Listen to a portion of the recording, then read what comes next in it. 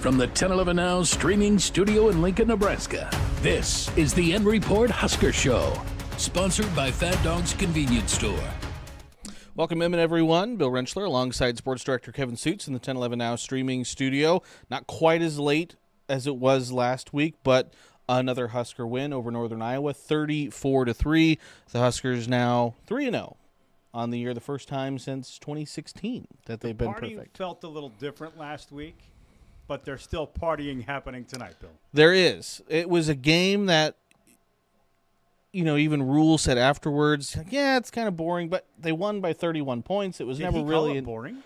I mean, I think he said, that they want it to be kind of boring in the fourth quarter. They want to build a lead, play defense, and run the football. These fourth quarters are not very entertaining if you're just somebody flipping through the channels and watching Nebraska football. No, it's not like Pac-12 after dark. There's not a whole lot of tempo. There hasn't been much drama. There's been a lot of reviews, stop and start, questionable calls. I mean, the play and where it was a Northern Illinois interception. Jalen Lloyd had the ball. I mean, that was as 50-50 as you can have it, really was. In that circumstance. And Matt Rule was very upset with the fact that it was reviewed and still given to Northern Iowa. That's the first interception for Dylan Raiola in his young college football career, and that's a pretty good sign because Nebraska's 3 games in, they're done with non-con, and if your freshman starting quarterback only gives the ball away one time, that's okay. It is, and he had another really efficient night. He had, I think it was, let's see here, 17 of 23, 247 through the air, 2 touchdowns. Again, the 1 interception. And again, it's an interception I feel like you can probably live with because it was harmless. I mean, it was harmless. And it was harmless. They didn't score on it. No. And the interesting thing I saw was looking at some of the post-game notes that the Huskers sent out. Better than 70% of his passes for the 3rd straight game. He's the first Husker quarterback to complete at least 70% of his passes in 3 straight games since Jeff Quinn in 1980. It's a good trivia nugget right there. I was waiting. I hadn't read that yet, and I was waiting for you to say since, and I was going through my catalog of Nebraska football quarterbacks and wondering, who would it have been? I was trying to fill in the blank. I would not have come up with Jeff Quinn. 1980. You got to go back Wow. 44 years. So he had. Okay, let me ask you this. Since we're on the topic of Dylan and we're discussing his completion percentage and his ability to protect the football, how many throws has he made through 3 games that have been qualified as dangerous throws? I would say, 1 for sure. That was the touchdown catch by Ramir last week. That happened to, kind of go his way. There were 2 against UTEP that I felt like UTEP could have maybe intercepted, but they didn't. The Ramir play against Colorado, right, before halftime. Of course, the interception tonight. And then the 4th down play, Nebraska goes for it on 4th down late in the second quarter tonight against Northern Iowa. It would have been a 42-yard field goal attempt for Tristan Alvano. I would have probably liked to see Nebraska kick in that instance just because Alvano needs to build some confidence, and he's coming off of an injury. But that's not what they chose. And the throw Dylan made there, it was a little spin route from, I believe, who was that? Janiron Bonner. Mm-hmm. And I think Dylan delivered the ball a little bit too late, and it was a little bit behind Janiron.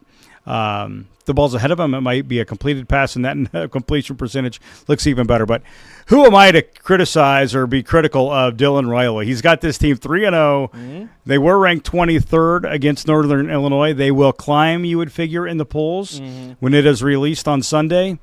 And we have potentially 2 ranked teams playing in a game inside Memorial Stadium for the first time since, I believe, 2011. It's been 13 years. It's been a long time, and that's just a really surprising amount of time. Again, you kind of forget how long it's been since Nebraska's been a regular in the top 25 and having a top 25 matchup at home.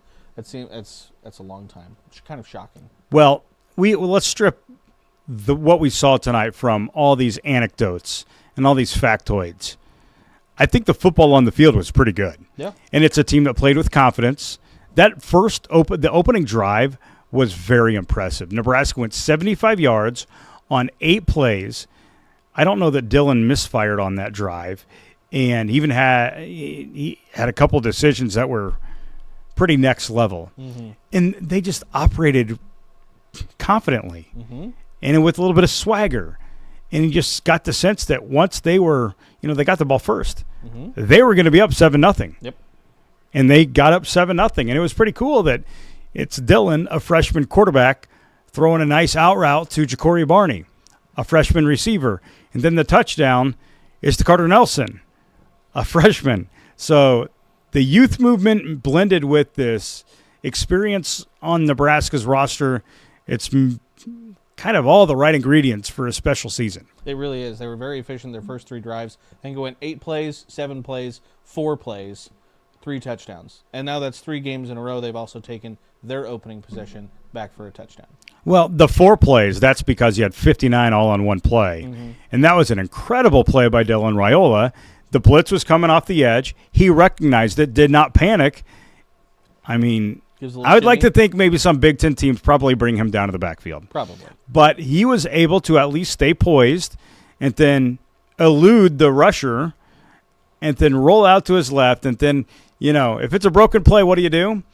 You throw it 50 yards downfield and you hope your track star, Jalen Lloyd, is down there. And it's happened in back-to-back weeks now.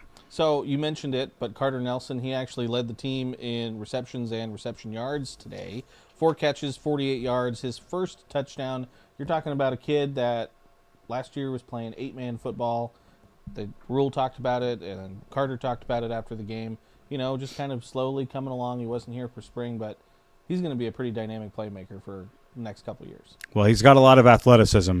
And what's cool about Carter Nelson leading the team in receptions and receiving yardage and scoring his first college touchdown tonight is it comes 1 week after he did not play a single offensive snap.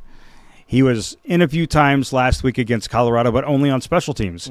So Matt Rule said we'd see more of Carter moving forward. We didn't think it'd be like this, 2 catches, first drive, including his first career touchdown. Yeah, and it was a weird game. They only had 48 offensive plays. But you go back last week, they had mid-60s. Nebraska had 48 offensive plays? 48 offensive plays.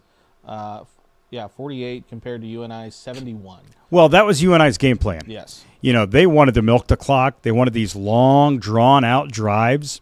And, well, their first one lasted more than 10 minutes, Bill. 16-play, 10-minute drive. But Nebraska kept them out of the end zone. They forced the field goal. UNI gets the 3, and that turns out to be the only points of the night. And UNI's other biggest threat to score came on the opening possession of the third quarter, a long, lengthy drive in which they get close. They were just outside the red zone. They took a shot toward the end zone, and that's when Hartzog had the interception. And the number 2 defense at the very end of the game there managed to keep him out, Correct. out of the end zone there, which Rule again talked about in his presser. Isaac Gifford talked about how he was excited to see the number 2s be able to do that as well. So Nebraska, in the 3 games this season, they've given up 7 points, 10 points, 3 points. Yep. That's okay. I think it was on the Big Ten Network. I saw a graphic after the game. It's the fewest points that they've given up to start a season since 2005. So it's pretty good for Tony White. That's really good. And one other anecdote or factoid, going back to last year, I don't know the consecutive number of games in which Nebraska's held opponents to under 24. It's the longest streak, and this is last year and this year combined now. It's the longest streak since Ndamukong Suh was playing at Nebraska. I think it was 2009 and 2010, and those defenses were some of the best that the program's seen in the last 30 years. Isaac Gifford said it in his post-game comments, but he's like, they only scored 3 points. It didn't feel like it was that great of a defensive night. Again, it seemed like there was a lot of missed tackles. It seemed like Northern Iowa ran the ball really well. And does that cause some concern moving forward as you enter Big Ten play? No. 3 points. Is 3 points. And how aggressive was Nebraska with its defensive package tonight? Pretty vanilla. They probably didn't. We'll find out tomorrow and then Monday, Tuesday as we get to do more interviews and can kind of digest this game. I would like to think that Tony White really didn't draw too much up for this one. Just let his guys line up, go play football. And Nebraska played without Mekhi Bayer in the first half. And I thought Steph Thompson is filling in for him, a Syracuse transfer. So you're working with Steph, and Vincent Shavers is on the field quite a bit. It's not even your full arsenal of defensive players, and you're probably not doing anything too creative. So if you're taking that approach and you're holding an opponent to 3 points, now they did give up over 300 yards of offense. I want to say it was like 301 yards. 301 yards. 162 passing yards, 139 rushing yards. So, but what's yards per play? I think that's the bigger, because 4.2. Okay. Yeah, if you want to nitpick, there's probably the one thing you maybe look at and say, should maybe be a little bit better. But we had talked about it last week when we talked. Northern Iowa has some big running backs, and they were tough to bring down. They ran the ball really well. They're a good team. But you saw some guys not wrapping up, and they were just lowering shoulders and trying to just knock guys to the ground as opposed to having good form. So they were also without Jamari Butler, who sounds like he was still nicked up after Colorado, and Rule basically saying, hey, we'll give him an extra week of rest. You also, again, one of the other things is you didn't have Micah Mazuka starting offensive guard, and Coach Rule said after the game that was a coach's decision, and we'll talk more about that this coming week. So that will be an interesting little wrinkle to see what happens there. We're going to have to find out what happened there. Whether it's a one-game thing, is it extended?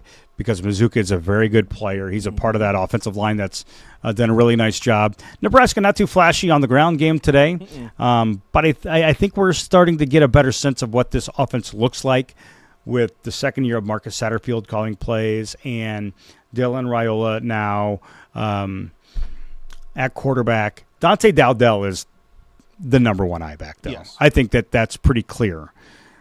But Emmett Johnson also looked good. Emmett Johnson looked good at the end of the game. And even though Dante Dowdell is number one on the depth chart, he splits it with Ramir Johnson. That's all situational. And like we've talked before, Bill, it's very, very much in the mold of managing a backfield like the NFL, in which Dowdell's going to get the carries in the middle of the field. Ramir's going to be a third down guy. And passing situations, number 14 is going to be on the football field. But you're right. Emmett Johnson ran hard as well. And we saw all four of the top running backs, Emmett Johnson, Ramir Johnson, Dante Dowdell, and Gabe Ervin, all got onto the field and played offensively in the first half tonight. And probably some of the fans' favorite plays tonight, Heinrich Harburg lining up in the backfield, taking some carries, also catching a pass from Dylan Raiola. Again, they talked about, he's one of the most athletic guys on the team. They don't want him just sitting on the bench. And tonight he was able to get in and, made a few plays. So Heinrich runs the ball. He catches the ball. They kind of line him up right next to Dylan. But then they can also add in the new wrinkle of they'll have Heinrich be behind the center and take the snap. And where does Dylan go? Goes out to wide receiver.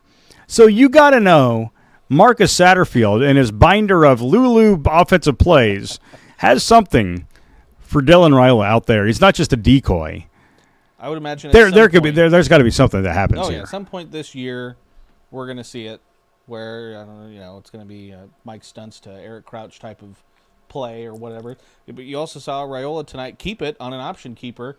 He kind of showed that wrinkle a little bit. And again, Rule mentioned it in his post game, but that's 20 more minutes the opposing coach has to spend scouting. And 20 minutes? Yep. No, that's a lot more than 20 minutes. Whether they do it again the rest of the season, Bill, they put themselves in a position that Brett Bielema in the Illinois coaching staff has to have a plan for what happens when Heinrich enters the game, and then what do they do when Heinrich is next to Dylan, and what do they do when Heinrich is taking the snap and Dylan's out wide.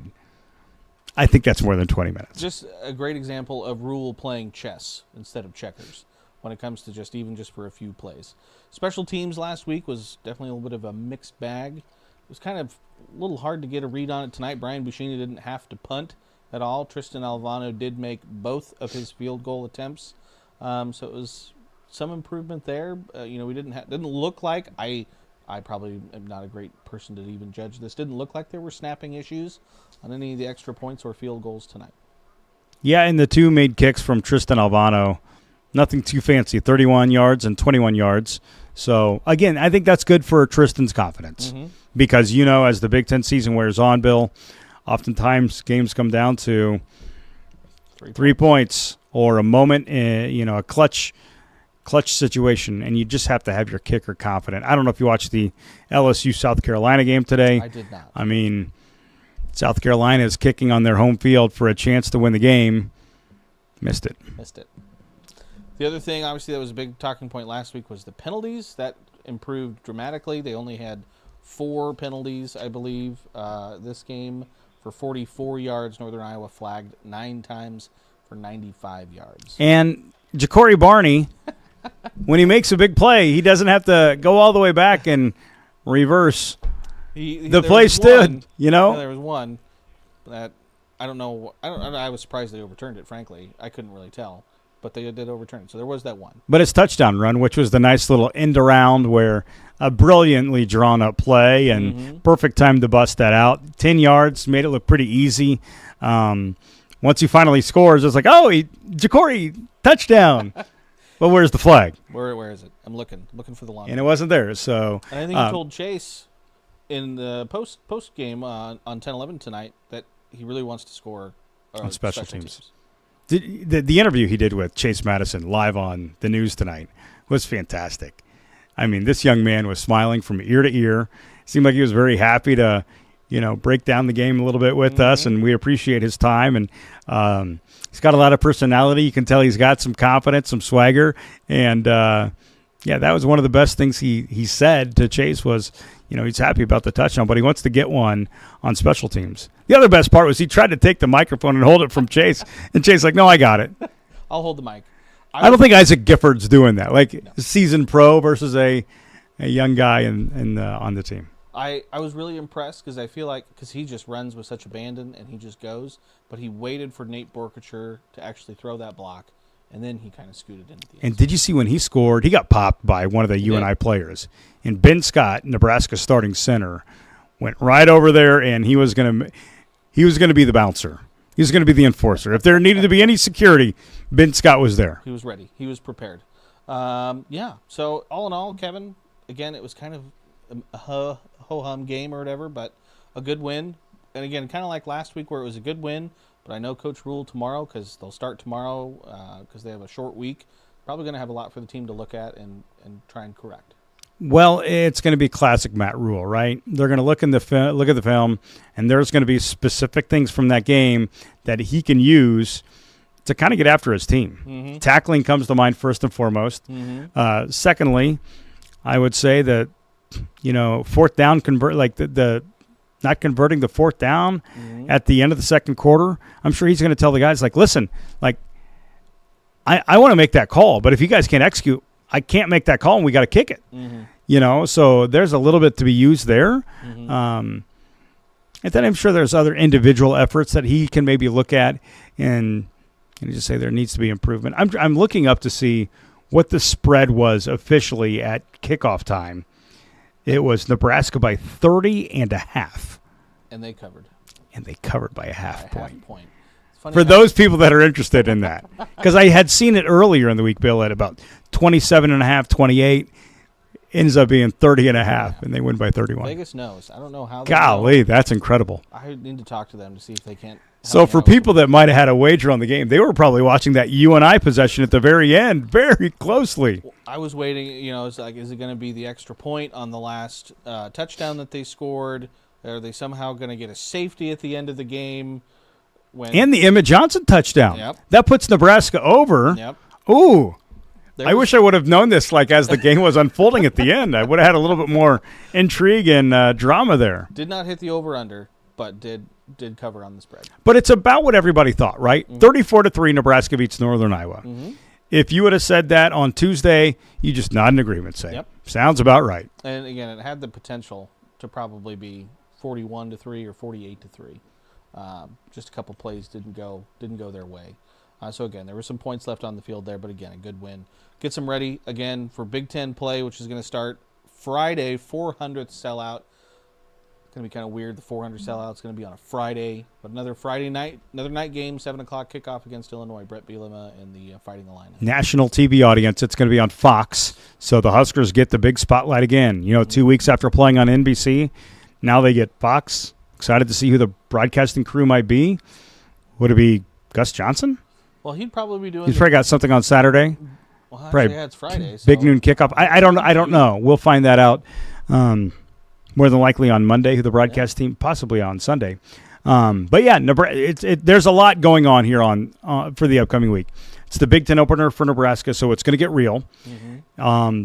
It's likely going to be 2 rated teams. Mm-hmm. It's going to be a Friday night football game, and there is still a ton of high school football across the area that's going to be happening on Friday night, and it's the 400th sellout. And you know that the university is going to have so many different things involved to celebrate Memorial Stadium, not just on Friday, but on the days leading up to the game. Yeah, it'll be really interesting to see what that looks like because, again, if anything that this season has showed, again, the product on the field has been great, but the product, surrounding the field and the event staff, they've just been money so far this year with all the stuff that they've done between last week, this week, and then what they're going to have next week. How charged up is that place going to be on a Friday night? I feel like it'll be pretty charged up. Again, but it's just going to be different, Like it's hard to say like it's going to be charged because Nebraska always does it. Well, they never really had to do it on a Friday night. Like people are good. Is this their first Friday night home game that they've hosted? I know they played on the road on Absolutely, Friday. They played on the road on Friday nights. I don't know. That's good for us to hit up our research team and figure that one out. Yeah. But, there's going to be people getting off of work, Bill, at 3 o'clock, 4 o'clock, 5 o'clock, and then they got to get to the game. So, it's not like 7 o'clock game on a Saturday. Mm-hmm. But maybe I'm underestimating Husker Nation. I'm not saying about, of course there's going to be, 92,000 people there. Mm-hmm. That's a given. It's going to happen. Mm-hmm. Of course, the light show is going to be incredible. And it's going to get loud, excuse me. But the vibe and the feel around campus, around Lincoln, I'm very curious. What is Friday going to be like? Because even this morning, I noticed more Nebraska flags flying in my neighborhood than I can ever remember. It's just like there's this swell of interest and excitement and confidence in this team. Mm-hmm. And we have, neighbors mowing their lawns and walking their dogs, and they're wearing the Husker gear, and Saturday is an all-day thing. But on Friday, is it going to be the all-day thing? I mean, you got to get your kids from school. Yep.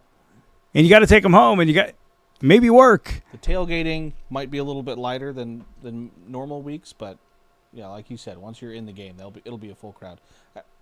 We did 4:30 church today. It was a full crowd, obviously with the 6:30 kick, and it was just red. Church was all red. And they're all wearing. And no one's surprised by that, Bill. No. But it was, and then like you said, I got neighbors that are flying Husker flags that weren't there last year, the year before. Right. So, and you hear it in gas stations, grocery stores, little snippets of conversation, people talking about it. So, hey, I even have some family and some friends out of state that they're starting to send me messages and asking a little bit more about, Nebraska, and then Dylan Raiola. It is a truly a nationally known Raiola being Minnie Mahomes, because I've had multiple friends outstate that have asked me about this. And that's the first thing that they go to is, hey, is Nebraska really good? They've looked really good. And what about this Raiola guy? Yeah. Yeah. No, again, it's just uncanny, the resemblance and everything that goes along with that. But Nebraska is becoming nationally relevant. Yeah. Yeah, and there's been a lot of again, press that Nebraska is the cool place now. Again, for all the recruits and things like that. And again, that goes, back to kind of what I was saying with the event coordination and stuff that the Huskers are doing just surrounding the football games. And the announcers on Big Ten Network tonight, it was the first time that both of them had broadcast a game at Memorial Stadium. And they could not say enough good things about the environment, the fan base, how accommodating Matt Rule had been to them leading up to the game.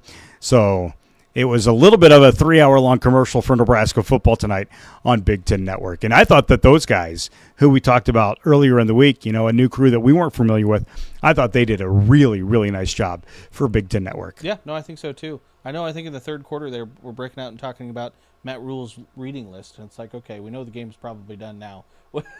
Well, but did you catch the part that one of the books that Matt Rule says changed his life?